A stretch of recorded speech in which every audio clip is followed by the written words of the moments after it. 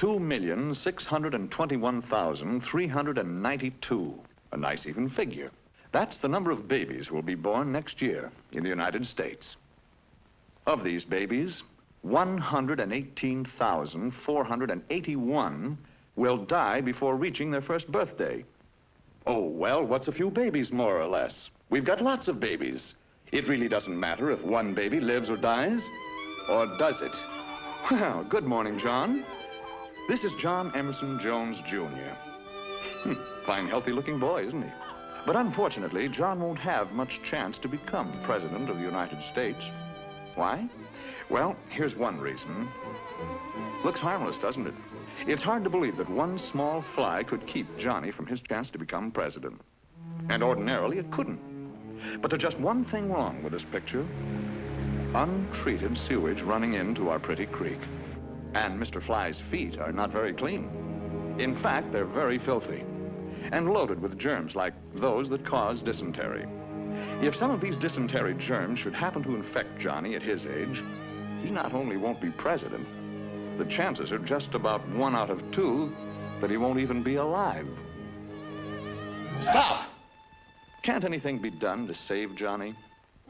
Oh, I suppose we could train all flies to wash their feet, or shoot all flies, or we could do away with all babies. But there must be a better answer than that. This is where I come into the picture. Your local health officer and my staff. Part of our job is to clean up just such unsanitary conditions, eliminate open sewage, do away with fly-breeding places, and give your Johnny a new shot at the presidency. Well, John, we got over that one all right, didn't we? Maybe you'll get to be a year old yet. But you've still got some very tough customers to meet on the path of your life, like whooping cough and diphtheria, rheumatic fever, and smallpox. But don't worry, John. That's where your local health officer, that's me, comes back into the picture. Another part of my job is to keep track of you and to see that you're properly immunized. Vaccinated and inoculated is another way of saying it. Or protected in other ways so that you have the weapons to fight back when these enemies attack you.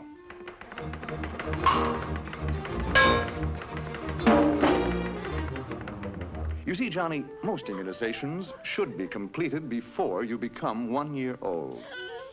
Does that surprise you? Well, well. Look who's in the 4th grade. Hiya, John. Shh. Oh, I'm sorry.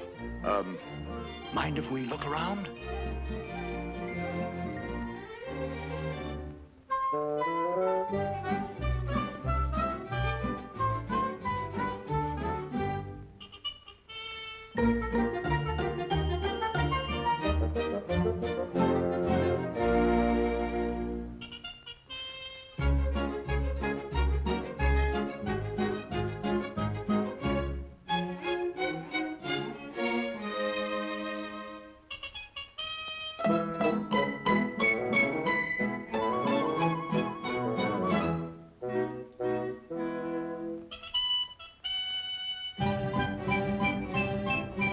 Looks like you're being well taken care of, Johnny.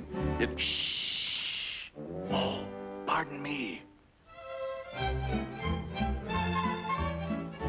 Grown up now, John? Mr. Jones? Hey, wake up. You know her. That's Mary. Mary Lawrence. Changed since high school, hasn't she? For the better.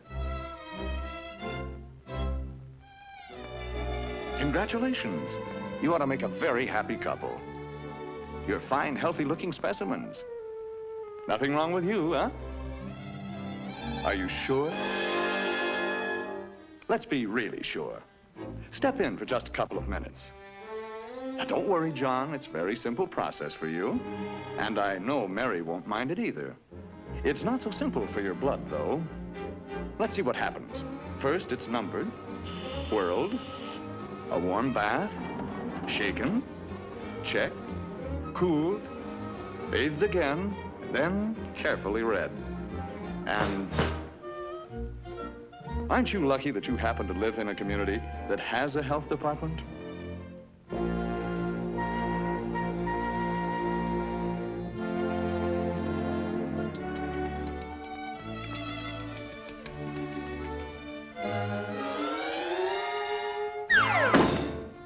Anything we can do for you now, John? Time will tell. Now what's worrying you? Oh. Now, just a minute. Your wife has had excellent prenatal care, advice and instruction, and good medical care. And of course, the health office will cooperate with your doctor and with your wife to see that the baby will have the best of care after he's born. So why worry, John? Well, what do you know? It's a boy. You must be the first father in history to have a boy. Uh-oh. Anyway, he's sure to recover from this disease. Nice feeling, isn't it? To know that everything's all right. Your family's well taken care of. You don't have to worry too much about your health. But there's one thing you do have to worry about, John. And now that you're a family man, you've got to face it. A local health department is costing you. Yes, John, it's costing you real money. 3 cents a week. That's right. 3 cents a week per person can provide basic public health services in your community. Not much, is it? Well, John, you've been leading a normal, happy, married life. But of course, you are getting a little older. Your hair is receding, which is normal. You've developed a double chin, which is normal. You've also acquired a paunch, which is a little abnormal. But you're still a fine-looking man, even if a little mild exercise wouldn't hurt you. Yes, sir. Nothing like a little exercise, especially with the kids. Makes you feel so young. I got it! I got it! He got it. A little mild exercise, John. Let's take a look at that body of yours, and perhaps we can point out why violent exercise isn't good for you. There's the old ticker pumping away. So many miles of pipe. Now then, that bay window appears, and the rest of you spreads a bit too. More skin area, more pounds of flesh, and more pipe needed to cover the ground. More work, too, for your heart. And remember, John, that heart isn't getting any younger. So let's get more rest and take it a bit easier. Oh, by the way, it might be well to cut down on the food a little. Hey! That goes for you, too, Mrs. Jones. Look, John and Mary Jones, let's not kid ourselves. This is the age when cancer, heart disease, and diabetes are the big killers. Now, wait just a minute. Don't get panicky. Nobody said you have these diseases. With a few simple precautions, you'll have very little to worry about. Periodic checkups by your own doctor are the most important thing. Don't wait until you're sick. Always remember, early diagnosis and early treatment are the best weapons with which to fight cancer, diabetes, and heart disease. The family, the doctor, and the health officer. One kind of eternal triangle that really makes sense. Grandma and Grandpa Johnny Jones. And we've come a long way together. From now on, folks, you're pretty much on your own. But wait, just a minute. This looks like a happy ending. And it should be a happy ending for a fine boy like Johnny. But the odds are better than 25 to 1 that he'll be born into a community with inadequate public health service or none at all. So it looks like Johnny's chances of being among the 118,481 new babies who'll die next year are pretty good, doesn't it? But let's get one thing straight. There's nothing about this figure that is sacred. It can be reduced by well-staffed health departments throughout this great country of ours.